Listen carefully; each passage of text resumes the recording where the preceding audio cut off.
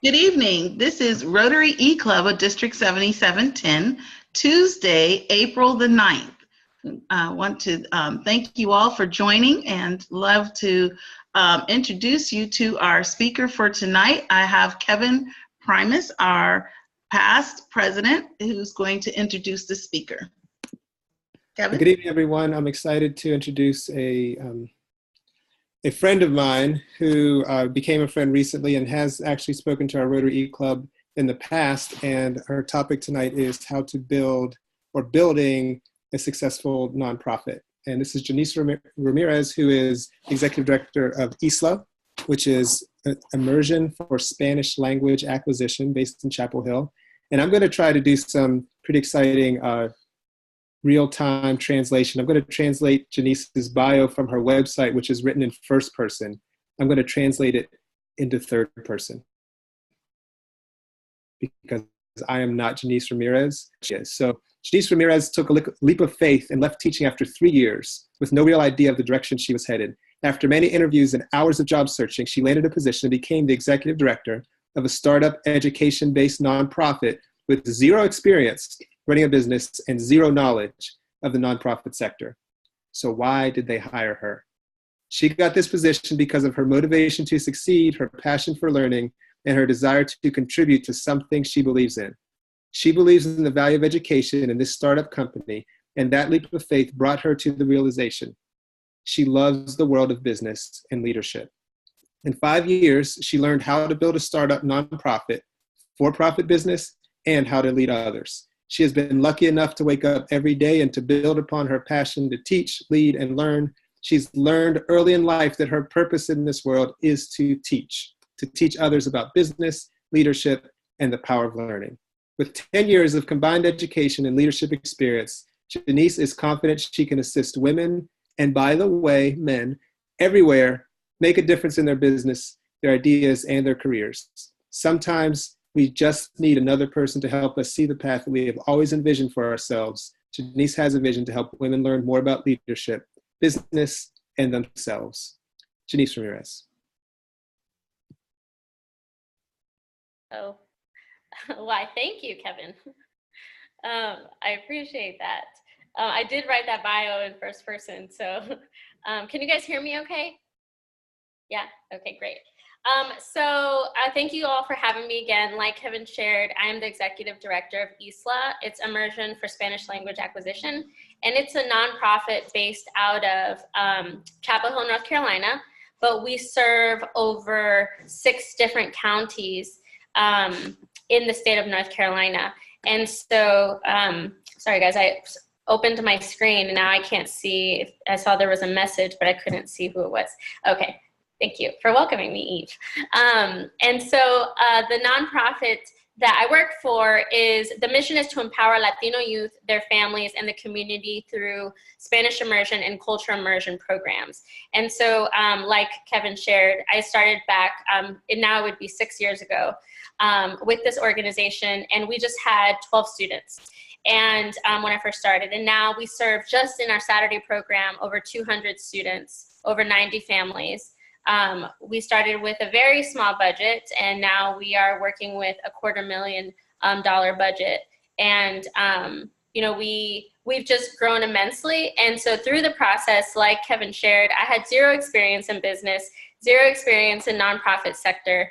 And so I kind of jumped into this with just my education background. I was an educator for 3 years prior to getting this role. And I love education, and so that's why I've stuck to it. But I have definitely fell in love with business and started looking at nonprofit as a business. A lot of the time, we get into the nonprofit sector and we think just charities, normally the word that gets thrown out there, and it's like giving back and just asking for money and asking for money. So I thought it would be a good topic to talk about building sustainability within a nonprofit by creating value. And so I'm going to kind of break it up in a couple different sections. One being the issues that we have within the nonprofit sector. 2 is shifting our mindset. And then the third is steps that you could take in a nonprofit to kind of make this happen. And so some of the issues that I find in the nonprofit sector is that we are overworked and underpaid. So a lot of the time when people decide or choose to start nonprofit organizations, they start with saying, okay, I only have X amount of dollars, so I'm going to pay an executive director this amount of money. And a lot of the time it ends up being below the average living wage in, in the state or in where we're at. And we're overworked. It's one person. For 3 years, I was the only person working for ISLA. And just this year, now there's 6 of us in the office.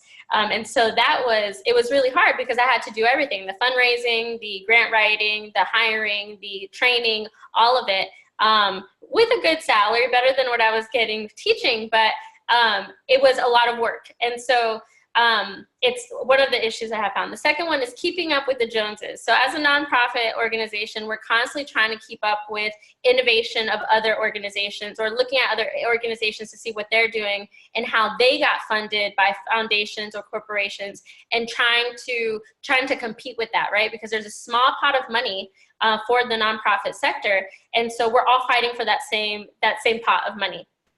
And it becomes a cycle where we're stretching ourselves way too thin.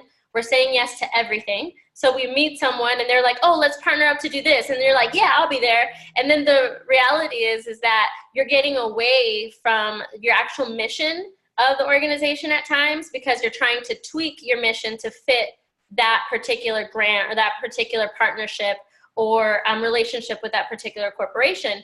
And we're not really thinking about our mission and what our values are as an organization. And so we tend to say yes to everything. So that was my third point, saying yes to everything. And then the focus on money. So as we grow as an organization and as we apply for grants, let's say your goal for a year was to bring in $100,000 in grant funding, right? So you do everything you can to apply for all these different grants. You might get, you might apply for $500,000 in grants and get less than 10% of that, right? And so your mentality is constantly this fight for trying to make sure that you get these grants, that you meet these corporations, that you get you do enough fundraisers to bring in funding. And again, you lose sight of what the actual mission of your organization is, because as small nonprofits, you're so busy trying to go after that money. So it becomes a scarcity type of mentality that we have as small nonprofits because we're constantly chasing the money. So it's just like, if you have money, you have capacity, right? And so I've really started shifting my mindset of this, and from the beginning really saying, wait a second, why are we looking at nonprofit as something that I have to be begging individuals for money? I have to beg grants for money. I have to beg corporations for money, but really starting to look at what values do we have as an organization? What is it that I can bring to it? So the kind of mindset that I have kind of set is that we have to create a value mindset, focus on the value of the organization, which would bring us money, which then brings us capacity. More capacity then brings us more value, right? So the more power that we have within an organization, the more value we have as an organization. But to have value, we have to have money, and to have money, we have capacity. And so some of the things to think about on like how to do that is, what do we do as organizations that impact others, right? What impact do we have on the community, and how will the world be better with us there? And so really looking at your organization's mission and looking at the programs and saying, what is it that I have as an organization that can bring value to others, and that people are willing to say, you know what, I really want to partner with this organization. I really want to give money to this organization. I really want to, purchase this, or I want to use this service. So really thinking about it the same way as we think of businesses is, how can we monetize some of the services that we offer to communities that can't afford to pay certain things, right? And so this model of creating a sustainable organization through what we do as organizations. And so another question is, what benefits will be directly, would happen immediately when looking at these values, and who would we be affecting immediately, and then who would we be affecting long-term?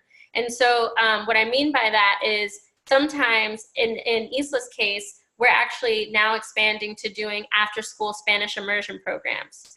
We've been in the works of doing this for over a year.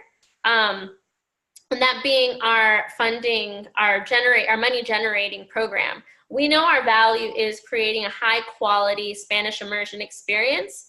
And so we took that value that we have as an organization and said, okay, how can we make this a product that we can give to the community? Right now, in 2019, it's pretty popular to be bilingual. And as many of you know, Spanish is one of the fastest growing languages in the US, if not already the largest second language spoken in the US. And so there is tons of people from all over, from all socioeconomic classes that are paying for tutoring. They're paying for summer camps in Spanish. They're paying for nannies who speak Spanish, who speak Spanish to their children. And so we have used our curriculum that we use in our Saturday Heritage Language program, and we have pulled out the best of the best parts of it, and then put objectives that fit children who are learning Spanish for the first time, and this being a full Spanish immersion experience. One of the things that we also saw is that that there are a lot of after-school programs that are just about playing.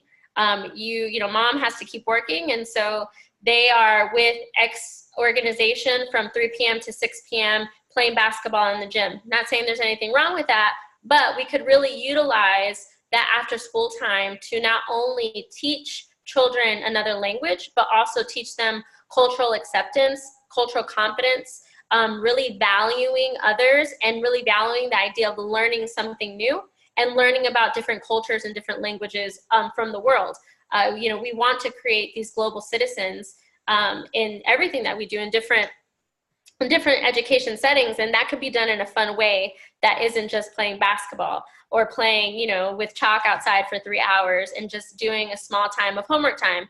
You know, this could really be an opportunity where kids are doing science, where kids are outdoors, all while learning a second language and all learning at the same time about different cultures from around the world.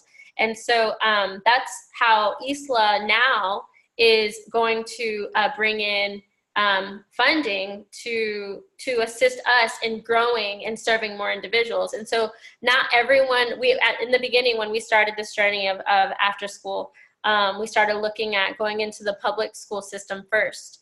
And you know, there was a ton of schools that were interested, but then when it came to actually the cost of it, it's like, wait a second, it's not free?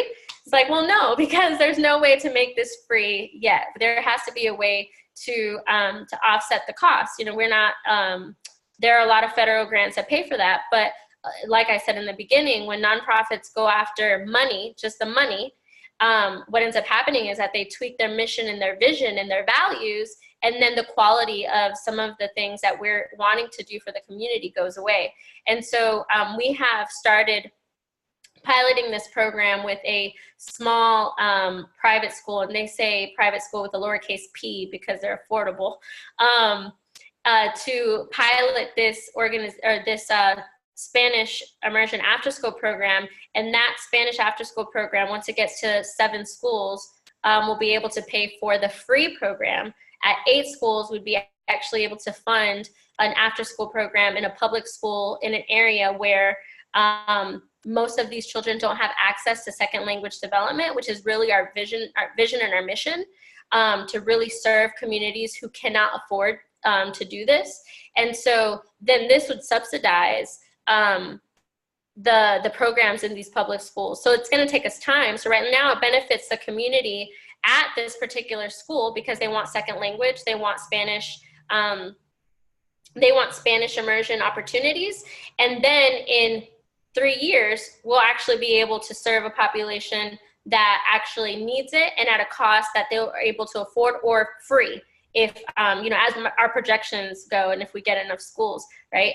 And so when thinking about the nonprofit sector, it's like, okay, we sometimes want to see really quick results in bringing in funding, but sometimes we really need to look at the kind of like the turtle and the hare type of mentality. It's like, okay, yes, we need money, right? But we might need to do it slowly. We might not have to do so many things at one time in order to really get to the big, I guess, rolling with the big dogs and being able to provide opportunities for a larger group of people.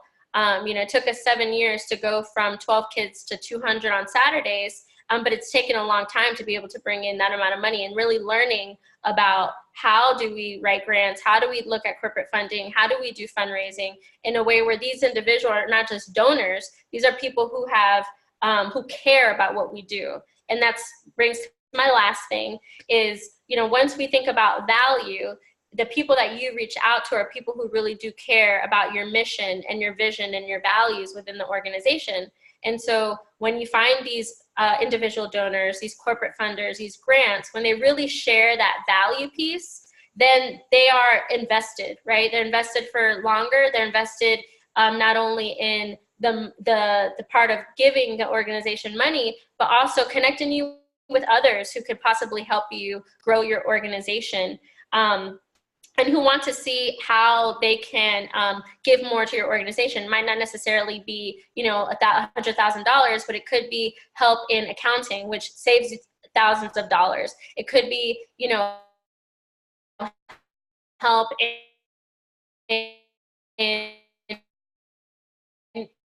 in attorney fees. That's hundreds, especially the idea of focusing on building value, then it increases your opportunity of sustainability within your organization.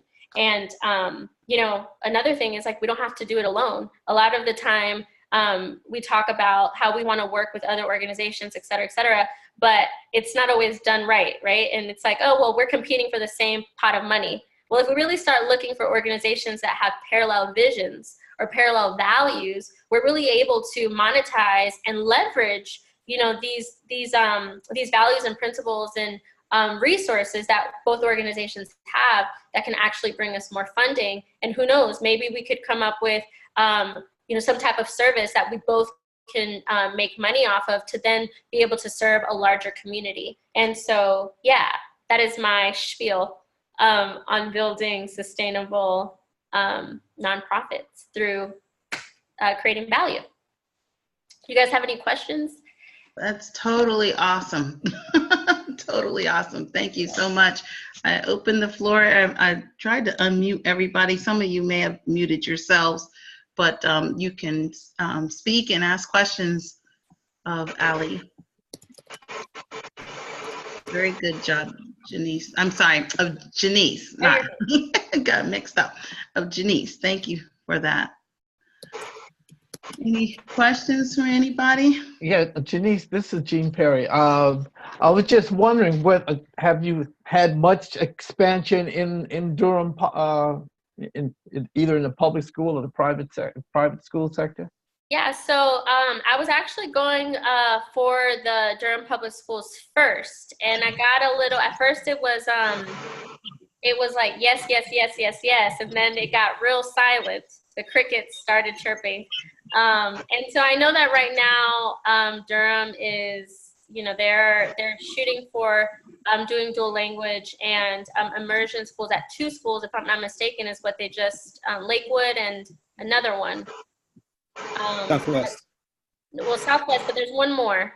Southwest has been doing their immersion program that they're actually voting on funding for these schools for next year. So I think they just have a lot of things going on right now, and it's really not the best fit for the schools, but I'm always open to talking to more schools that may be interested, whether that be magnet, charter, other private schools who might be interested that don't necessarily have to go through all the hoops with the public school system right now, because I know that they're fighting for their thing, and they have a lot going on. So I think that might be why I heard the crickets after a few months of trying to do that. Well, I know Voyager has an after-school group, and I know for the summer they're starting camps. Yeah. So they're always looking. Talk to Voyager. I'm sorry? I would love to talk to Voyager. Okay. Yeah. Maybe we should reach out, because I know they're looking to fill some slots for summer, and we start again in August. So we have a very short summer. Yeah. So the first week in August we'll start the regular school session. Yeah, definitely reach out on that one.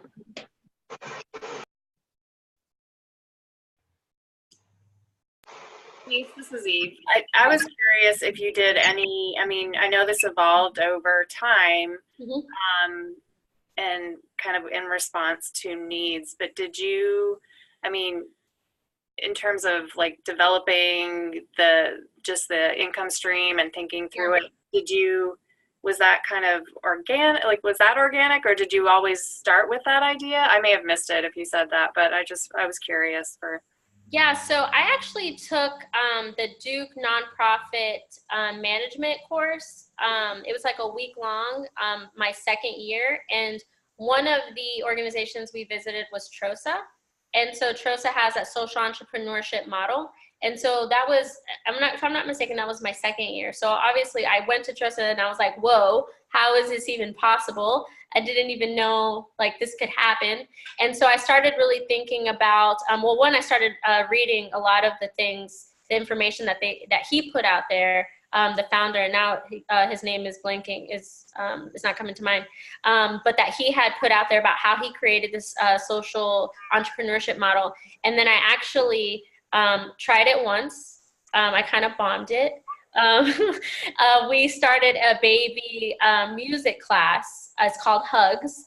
And we applied for this competition at UNC. And we made it to the final round. And I wasn't a student at the time. And it was a $50,000 prize at the end for the competition. And the day of our presentation, the two students that were presenting for us dropped out. And so a donor had heard about it, and he said, okay, I'll give you all $5,000 to get this idea off the ground. And so we started running it in Raleigh, and I started kind of learning the business piece, the market analysis piece, the really looking at what are the needs of the community that we're at. And one of the things I found out really quickly was that Raleigh, Chapel Hill, well, the Triangle in general has a ton of free stuff for babies, like just a lot. And so people weren't open to paying. So we moved it to Fayetteville, North Carolina. And for 2 years, we ran that program in Fayetteville, and it always broke even. So that was pretty good. I didn't lose any of the money of the organization, so it broke even. But with the turnover rate in Fayetteville with military, we just weren't getting enough people signed up regularly to really make the amount of money that we needed to make. So that was like the first time that I really realized that I had to make sure that if I wanted to create enough funding for an organization for Saturday, to be able to pay for like Saturday specifically, that, cost us anywhere from, with the teachers and stuff and the administration piece, cost us about, $200,000 a year, and pay well, because we also value equity in our teachers. So we pay them a good hourly wage. I needed something a little bit bigger. And so that's when we started planning after school. And in this time, a lot of the donors that we acquired over the time, we kind of started talking to them about some of the things that they saw missing in their communities. So we have a lot of funders who are parents who want to put their kid in ISLA, but can't because it's a heritage language program. So they come to our Spanish hour, they come to our other events, our soccer club that we had for a couple years. They came to that, and they really wanted to see these Spanish immersion opportunities. So I really, like I said, valued what they wanted as as donors who were willing to give a good amount of money a year. I mean, even $100 a year for a family who doesn't really participate in many of our programs, I think that's a pretty big deal. And so that's how the development of thinking of how to create a for-profit money generating program came to be. I hope that answered your question.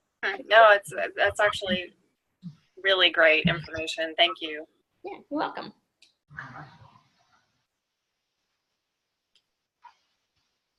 Anyone else? Any other questions or comments? Jenice, this is Kevin. Hey, Kevin. Hey, I'm wondering, what I hear you talk about, and kind of as you describe some of these processes, I get the impression that you think a lot about how the whole system of your organization works together. Yeah. And that there are times that you're not willing to compromise certain values, like you said, paying an affordable wage and making sure that the program met certain criteria. How do you, and answer this question however you can, how do you walk some of your stakeholders through when maybe something that they thought might work, doesn't meet with the market, right? So you talked about how everybody in this area thought that baby stuff should be free, or Right. maybe the public schools that are like, oh, this is where our people are willing to pay at this level. But when you Right. run those numbers, they don't work. Yeah. How do you walk your stakeholders and your staff who might be excited about an idea and the time frame? How do you walk them through that pivot? Ooh, that's a good question. I think I'm still learning that part, to be honest. It's not something that has come easy, because it's definitely been this tug of war, especially with, really convincing sometimes the board that this is the best way to go. But one of the things that I've done this year is really focus on what the priorities are of the board, because of course, they're the ones that are in charge of the organization. So what are their priorities? And I got them to get down to 3 key priorities. And so I based my proposal for this after school programming and expansion on these 3 priorities and said, these are the things that you all told me you wanted. And this is how this fits these 3 priorities. And our number 1 priority that was unanimous and continues to be since we started is this idea of high quality instruction and equity for our staff. And so when I shared with them these numbers and shared with the school system that's interested in working with us on this, and told them these are our 2 key values, and they were on board with that. And I was lucky enough to have, a board who sees those things as valuable. And even within our Saturday Heritage Language program, we've never made decisions as an organization without thinking about our beneficiaries. And so when we focus on that, and we focus on that this is truly, in order for us to really do the high quality work that we want to do, this is some of the sacrifices that we have to make. So whether it's starting with one organization and busting our butt, or one school and busting our butts to raise money to fulfill our quota, then we'll do that. And so our team has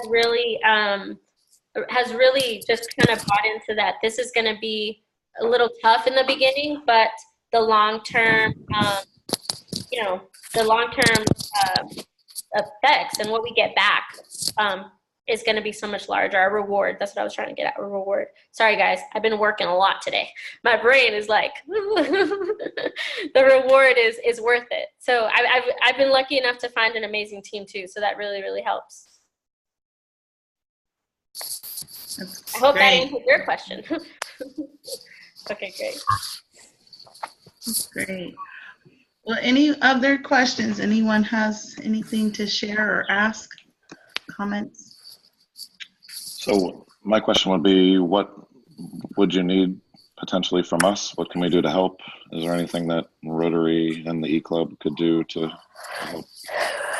Well, I really loved hearing about the summer camp, or the leadership camp. I'm sorry, not summer camp, but leadership. Ryland, okay. Yeah, and we have some, our Spanish Heritage Language program goes to pre-K3 through 10th grade. And we have a couple rising juniors, and one of the projects that I launched last year with the organization is ISLA Impacta, which is a civic engagement, leadership, and entrepreneurship project. And so the kids have been doing it now for 2 years. And I think leadership is so important, and really sharing with kids that they have leadership, they're leaders, and how to identify what kind of leader they are. So I would love to get some information on how our students can apply to that, because I think it would be extremely beneficial. And if you know any schools who might want us there, shoot them my way. Well, it is an application process. And what we'll do is definitely have Jean follow up with you. Yeah. And, you know, Jean, and then he can connect you to other connections to, you know, see how we can bridge. Because I don't know, Jean, I believe it's just schools that they reach out to, not, not, go ahead, nonprofits. Go ahead. Well, the schools, we go directly because that's where the kids are. But if you know kids, we can certainly extend an application. More than happy to, actually. So the goal is to get, you know, kids who are, you know, potential leaders, who show the potential, who really like eat this stuff up. So, well, certainly we have to share contact information. So whatever you guys, however you guys work it out, Kevin or you, Rhonda, that would be great. Sure. Yeah. Because it's, you know, the process is, it's going to start all over again very shortly anyway for next year. Perfect. Yeah, I would love to get that information. Okay, definitely. We will share that. And with that, let's see if there's any other questions. I'm unmuting everyone again. Share my contact now. Yep, it looks like Kevin put it in the chat as well, her name and number. I don't know where you got that number from, Kevin, but that ain't it. Okay. He said that was a joke. Oh no, 555-1212. Yeah, that's right. That's not real. Oh. Okay. With that said, I'm going to there it is. share my. You guys. Let me share my screen real quick. And can I have time for one more question, Rhonda? I'm sorry. I didn't know that.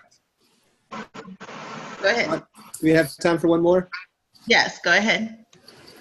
I was wondering, Eve, I'm going to put Eve on the spot. Eve was the lead on a grant that we submitted. I don't know how far it goes or will go. But Eve, if you'll introduce it, I'll support you in some of the gaps. But I would love to get Jenice's feedback on this concept. Eve, are you mad at me? Yes.